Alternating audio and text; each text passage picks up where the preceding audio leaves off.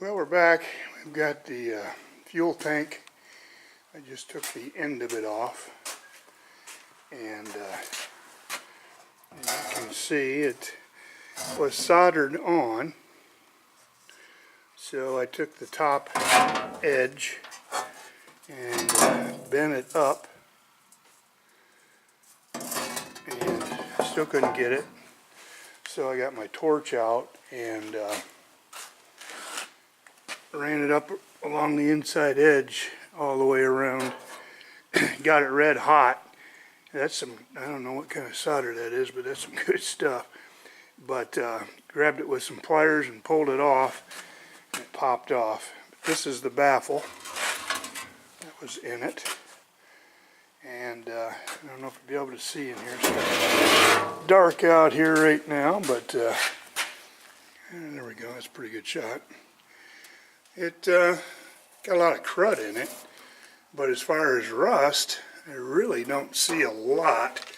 There's some, I think, down at the other end there, but you can see the pickup tube is right there, and it's definitely going to need some attention.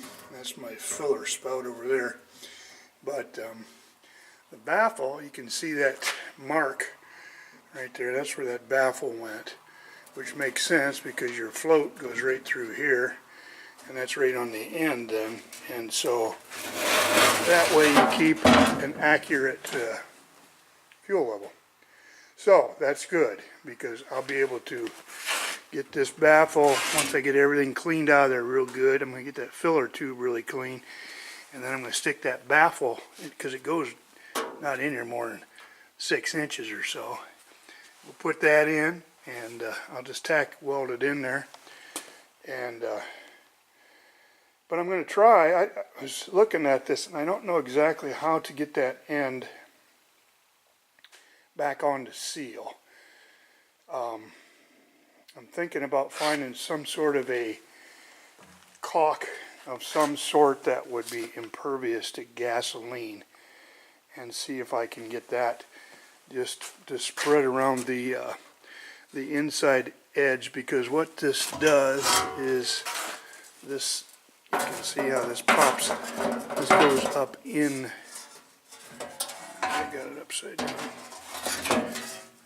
goes like this, but anyway, whatever, it pops in there.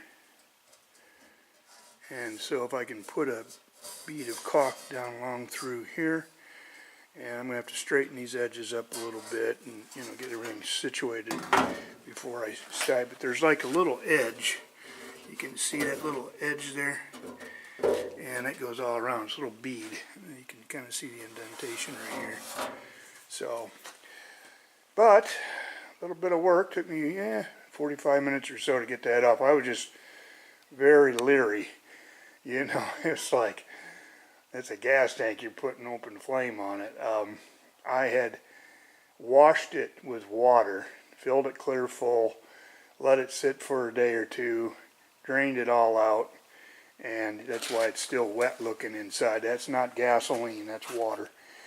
Then what I did is I took an air hose and I put it on here and blew it that way out the filler, so if there's any fumes, hopefully, of course I didn't think it was going to make much difference, but anyway, we never had any issues at all. So I mean, the gas that was in there, gee, I did it probably 25, 30 years old anyway, so I don't know if it even had any power to it. But we're going to have to work on this thing here, this filler spout, because it leaks from there to there. But what they used for sealer was solder, and so I don't know if a guy could just take and heat that solder up if it'll seal. I don't know. I think what I'm going to do is, there's a screw on the back side. Let me see if I can get this thing turned around here. And there you go. You can see that screw there. If I can take that out, that will allow me to loosen the solder up around here, and then I can pull this whole thing out. This bolt here, I think, holds this outer spout on, is what it does. it positions it so that you can turn it to where you want it. But there's a seal up around here too, and it's got a leak in it too, so that should probably come all apart, get cleaned up, and get some new seals on everything so that we can eliminate any of the leaks. But I'll show you what I've got for, this is what I had to use to get that cover off. I had some map gas, but it just wasn't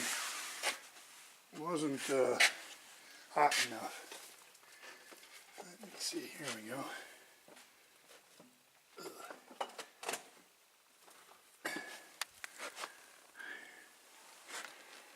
I don't know, it's stuck. Goes my compressor. Come over here.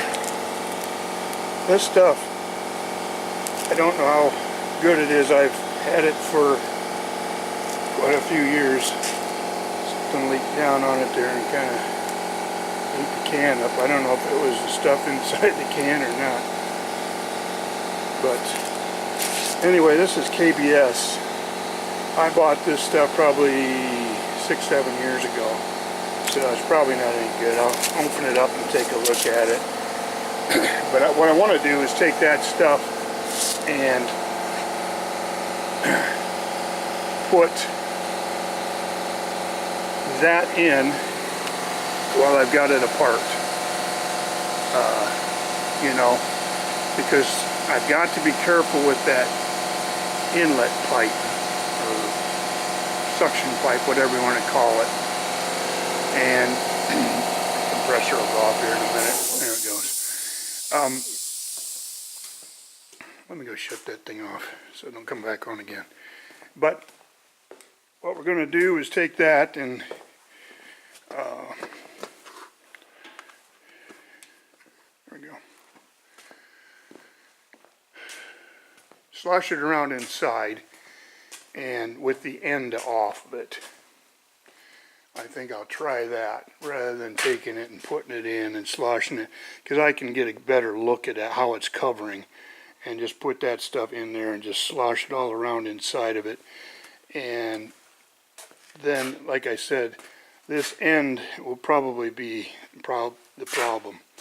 If I can get a good seal around it, I think we will have a successful repair. But then I need to order, I'm not going to do anything. Well, I rebuilt that sender unit, so we'll put that in there and see if it works. But anyway, that's the plan. So I'm just kind of tickled to get this baffle out of it and get the end off of it. And I took the right end off. You know, usually I do it to get a 50-50 chance I do it the wrong way. So the only reason I didn't take this end off is because of that screw right there. I didn't want to horse around with it. But as it is, I'm going to have to horse around with it anyway. So, but anyway, that's what we're at. And so I'd let you know and let you see the inside of a 1936 Chevy pickup fuel tank. And it's really not bad on the inside. I was pleasantly surprised. So, alrighty, enough babbling. I'll talk to you all later. Thanks for subscribing and watching.